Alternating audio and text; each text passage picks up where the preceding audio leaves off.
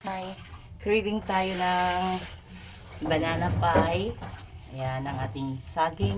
Thank you sa nagbigay ng saging with milk tayo. Ayan, milk. May powder.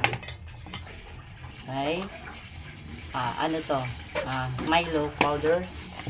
At saka lagyan natin na rin ng powder na ayan. At syempre ang ating egg. Ayan, ang ating egg. Ayan, ang craving banana cake, banana pie. Ayan. Sinahin muna natin. Magsala tayo ng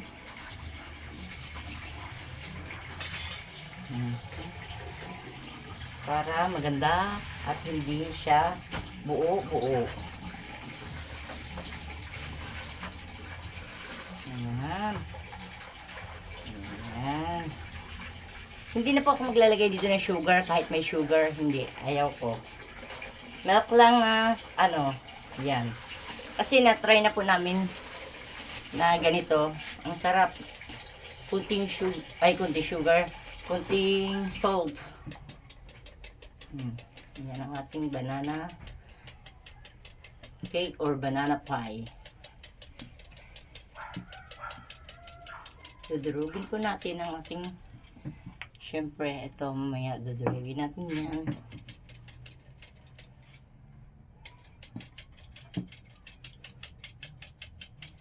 Yan.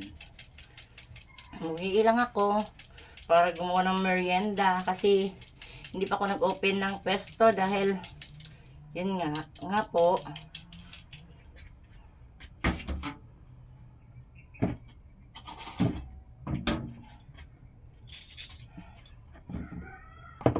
Ayan, nagpa-help na ako magdurog ng ating banana. Nagpa-help na ako magdurog ng ating banana. Okay. Kulang pa ito. What's that? Kulang. Dagdagan natin para marami.